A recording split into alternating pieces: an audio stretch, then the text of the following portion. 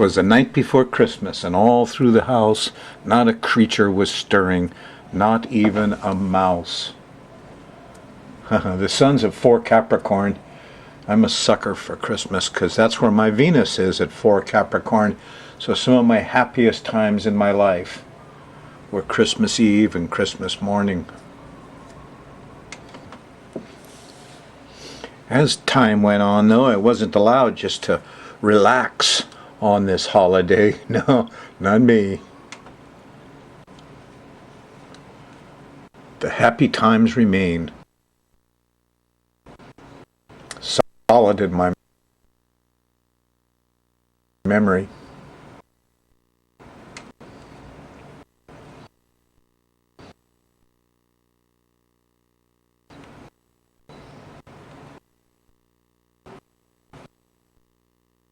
As I got older, though, I found there was work to be done.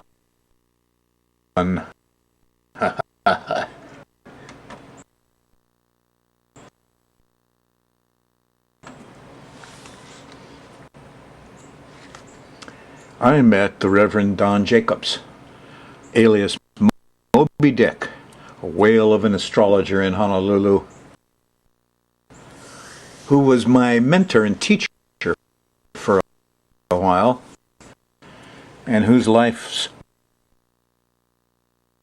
work involved these gentlemen and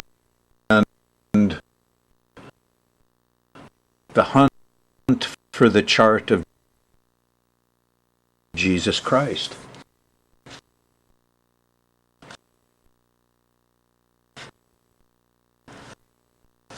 I carried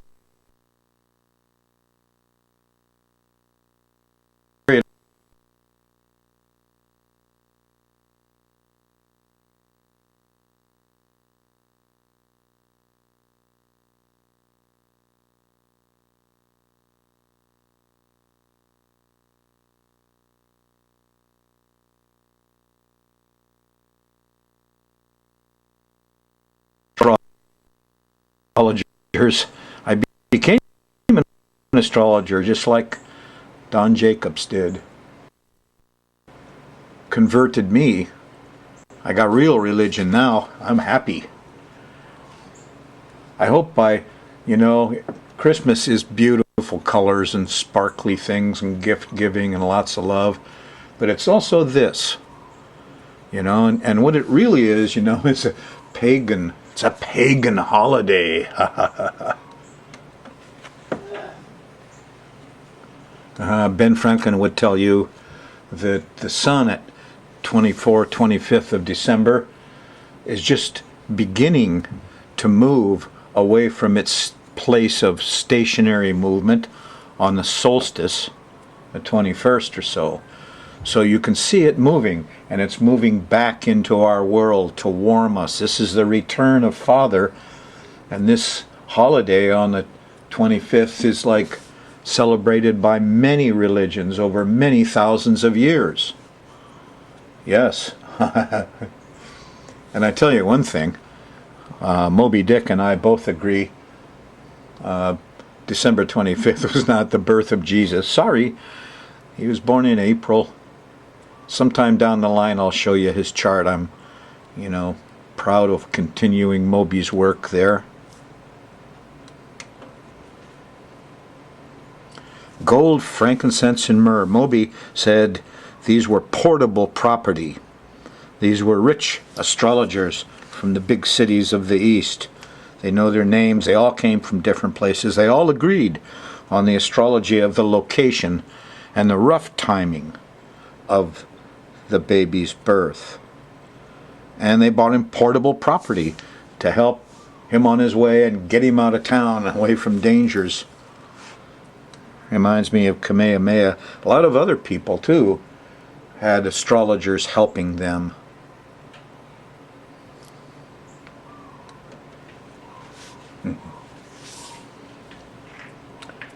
Program 995, and you're viewing this on Christmas Eve, and Uranus stations tomorrow on Christmas Day.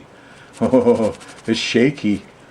There's also a lot of unusual enlightenment going around, because the last new moon back on December 10th or so was at 19 degrees of Sag, trines Uranus. So Uranus could be kind of happy. I got him pictured here kind of sad because Pluto's been squaring him for a couple years, and it's not an easy thing to be an astrologer, a scientist, a common sense thinking person in this country of ours. Other places in the world are more friendly to Aquarian spirits, but it's tough here. I can tell you. Anyway, we're going to go around this chart. I've drawn one up for you here. And we've still got Saturn squaring Neptune. I'll get to that later. And eek, dengue fever, water. I said water problems, and boy was I wrong. It wasn't waves and storms. It was the water in the cup in your backyard. And it's even strangely more fearful. And, well, you know, it's... One article in the paper said, this is like Jaws. Nobody's talking about it. And I think most people think it's this deadly disease, and the fear is amazing. But, you know, that's the Saturn-Neptune square. And we still have our Pluto squaring Uranus here. Yep. But there's some good things around. Let's see if we can't catch a few for you. We're going to run the moon around the edge of this planetary pattern. And as we do, it makes angles to the various people, the bodies, the planets. Call them angels or guides or gods or whatever, but as it makes these angles, all multiples of 30, I put the good ones in blue, sextiles and trines. The tough ones, the oppositions, squares, in red, which produce tension. So you could think of this like relaxation, tension, with added flavor of the characters, huh? Yeah, and if you're on the Thursday night show, you're right in here. Moon's probably in Gemini when you start your Christmas Eve, and then slips into Cancer. And don't expect to stay up late, Dad, and get stuff done, because the moon squares... Oh, that's the full moon. That's what that is. There's a full moon here. It's about 2 o'clock in the morning. Friday morning. So we got full moon. And my policy is, you know, on full moons, don't do nothing. Do as little as possible. So I hope you got all your plans together and expect that there will be over-exaggerated emotions. Now, the nice thing about this full moon is it does trine Neptune, the planet of Pisces and the age of Pisces, and the religion, art, music, the color, the sparkles. The best part of Christmas is all the sparkly things to me put on a tree that's a real tree, not a plastic one. Come on, guys. You gotta be able to smell it. Oh boy. So there it is Friday morning. And keep the lights on and the sparkles going. And I hope you got a real tree. And you just got to ignore the over-exaggerated emotions of a full moon. You know, it's not easy. Like I say, don't try not to do serious stuff on Friday, because you're still under the light of a wobbly emotional mind. Yes, it's your emotional mind. That's what the moon is. And in Cancer here, moon rules Cancer, right? Moon's in Cancer. I got full moon in Cancer. So Friday's a lunacy day for a lot of us. Now it could also be, you know, wonderful song and color and sparkles and religious artistic bliss. You know, by the time you get, you know, after breakfast, probably around lunchtime here, with that trine to Neptune. Very nice. But don't let your guard down, because here's Uranus and Pluto, and Uranus stations here. When Uranus stations, things, the high side of it is suddenly you realize what astrology really means. Whoa, 2,000 years of ignorance in the age of Pisces, and now finally we're beginning to understand reality. No, it isn't always what Newton said either. It's more wonderful than even that. Telepathy is true and other things are true, and my goodness, there's all sorts of common sense triumphs. Also shaky, feeling of weirdness, being alone. Now, the thing is, Pluto comes first. First is in opposition to Pluto. More policemen, more guns, come on. Enough threats. Makes you feel like flight or fight. That's what Pluto is. So you're going to catch that first, you know, just after dinner with the opposition to Pluto. Eek, a bug, we call it. You know. Well, instead of slapping him or stepping on him, why don't you let him go and just give him a smile and see what happens? I've been letting spiders go lately, and I don't know what the result is yet, but I'm trying it out. Anyway, this is square to Uranus. Now Uranus is stationing, and so this is possible problems with electrical things and motors and internet, and you know, this doesn't have to be just a whirlwind. I mean, this shows up in Hawaii. It's not so hot. You know, this looks like a hurricane warning, and hopefully it's not a siren in the middle of your Christmas night saying, there's an earthquake over there, tsunami warning. No, hopefully this is something, you know, easier, and maybe it's something like a solar flare, you know, which would interrupt your cable television a little bit or something. Try to minimize it, whatever it is. But, you know, it's shaky, and it's a little panicky, and it comes in pretty much on Christmas night. Ugh. Can't be too tough. There's a problem communicating Saturday morning with a Mercury problem, but here's Jupiter and Venus. Oh boy, here's pleasure, here's fun, here's open, honest affection and laughing and partying. Now Mars is here. Mars comes in after the Jupiter-Venus sextiles and trines. We have a square to Mars, and people get selfish and self-centered, and they get hot and they get angry. You know, it's just before dinner. So you stick with the party and the laughing and the girls and the good feelings and lots of love. And when that Mars comes along and you get irritated, ask yourself what you're protecting. If you figure it out, you won't be angry. You'll just get the physical work done. That's what Saturday afternoon and evening is for. On Sunday, the moon shifts into Leo on the 27th, and you get organized in the evening. There's a trine to Saturn. And here's the beauty. Here's the moon trining Uranus Monday morning. Now, Uranus just stopped here on the 25th. And so, you know, the higher side of this planet, the enlightenment of the mind, you know, is really going. Just think a little bit about, you know, how I started out in astrology. Everybody said, oh, that's just silly. I said, well, suppose it's true. And I just started investigating like it was true. And boy, things popped. And reality is a little different than I thought. So, a different worldview. The Mayans said we're in the period now of not reading the Word of God so much anymore, but a new idea unites humanity. So here's a new idea that could unite humanity. Monday morning. Cross your fingers. Now here's the thing. There is a threat from Uranus. When you look at the astrocartography, I'll show you in a moment, for the Big Island. And, you know, it kind of looks like wind damage. It's the old hurricane coming at you stuff.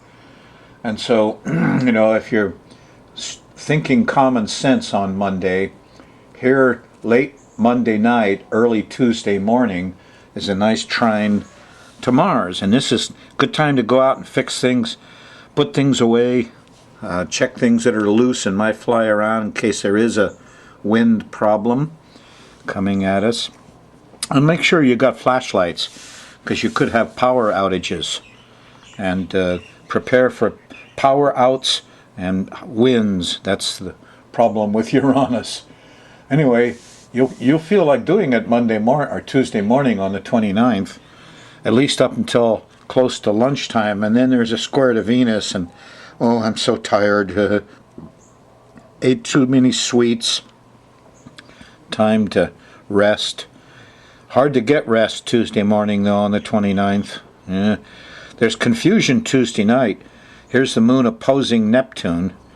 And, it seems to have a trine to the sun, so we feel kind of confident Tuesday night, but still there's confusion.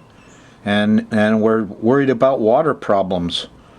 And the square to Saturn, here's authority. And maybe dengue is still around here. I don't know. Maybe there's some water concerns yet on the 29th. Moon's in Virgo. It's kind of cold Wednesday morning on the 30th because the moon's squaring Neptune, squaring Saturn. There's the cold, and opposing Neptune. It could be ice, could be problems in different places over ice Wednesday morning. But we kind of got the emergency crews out Wednesday afternoon. The moon trines Pluto. Everybody's getting more happy as the moon approaches Jupiter, which happens late Wednesday night, early Thursday morning. The moon goes by Jupiter right here. And it's always fun to have Jupiter around. There's always some laughs and some good humor. And, well, here it is here, excuse me. This is the edge of Thursday.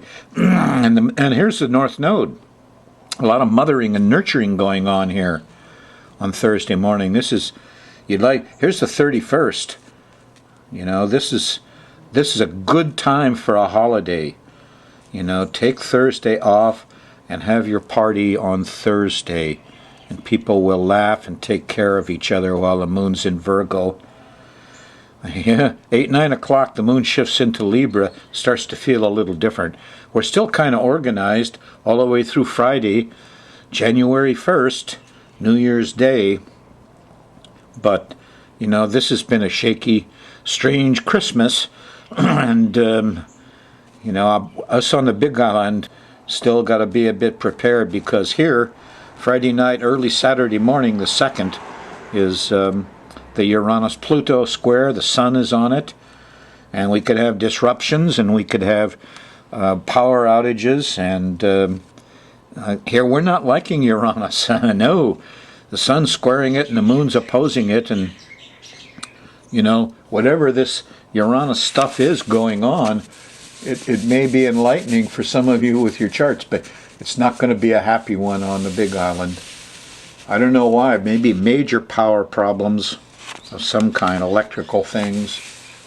But you're going to see it come in here probably Friday night, Saturday morning.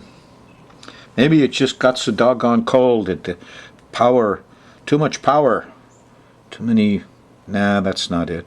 Whatever it is, Friday night is not normal. Friday afternoon sounds pretty good. You may think you got yourself all organized after lunch Friday on the January 1st, and it'll feel like that. But look out late at night here, late Friday night, early Saturday morning.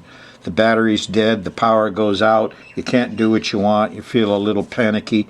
Here's the square to Pluto. Eek, a bug! Policemen, guns, sirens, and here's the opposition to Uranus. Is that an earthquake? Is that a shaking? What is that? Well, it's very shaky here. We're going to have Friday night, Saturdays shaking us up for the next couple of weeks after this, pretty much through January. Due to that nasty full moon on Christmas, that's what set it off. Whatever it is, everybody's Saturday night, the moon's still in Libra on the 2nd, and it's in the Mars zone. It really hits Mars is up by Sunday on the 3rd. Mars is here, and the moon will hit it Sunday morning, and people will be out doing physical stuff. There's a square to Mercury, so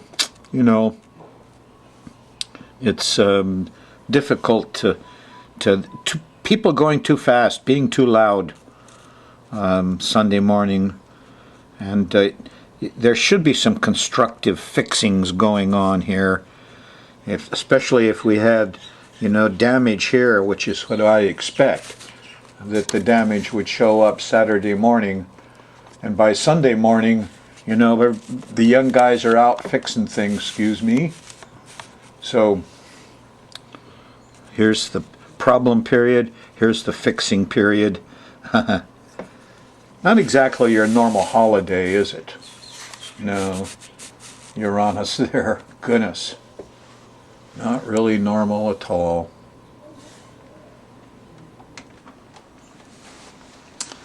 Okay, I don't mind telling you, this Uranus stuff has hit me kind of bad. Everything electrical that I owned has gone pow in the last week.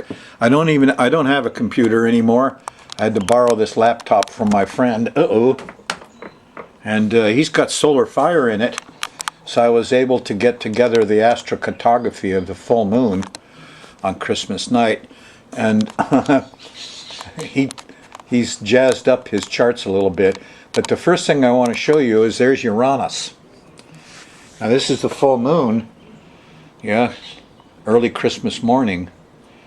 And the rising sign is at 1441, Libra. So Uranus is opposing the rising sign. Pretty tight. And the other side of this problem, right there, is Pluto. He's in purple here on my friend's computer. You can see the bottom of the chart is at 14 Capricorn 20. This is in Kona. And here Pluto's at 1449. Wow. That's close. That's your home, this angle on the chart. So here's this eek-a-bug kind of feeling on the home. Why? Because Uranus is over here. Now, who is Uranus anyway? Wish it were as simple as getting ticked off at the newspapers for not informing us properly about dengue, but no, this is a more serious matter. Now, I've seen this before, and several times this year it came up, and sure enough, there was hurricanes out in the Pacific. We've had late hurricanes in Hawaii. If you look at the record, there have been some around at the end of the year. So it's not, you know, it's possible. And we also had an El Nino that gave us extra heat in the ocean. I don't know. My chart stinks right now. Hence, I made silly errors in a way over the Neptune predictions for water damage. I was worried about tsunamis and 500-year storms, and the water we're worried about turns out to be dengue water. It's the water in that old can in your backyard breeding mosquitoes. But, you know, I'm kind of used to Uranus here. And I know he's wind, and he's going to disrupt your home. And the first opportunity is Christmas. And then there'll be one every weekend for the next 3-4 weekends. But having Uranus stop, there's bound to be some difficulties with this guy. I mean, he's just like that. He's not going to let us go. Neptune could be fuzzy and translate water damage into mosquito water fears and, insecurities. And I don't know that maybe it's all smoke and no fire. But Uranus is usually pretty strong, and he's, at least get yourself some batteries, and be prepared for power outages. That's almost a sure bet.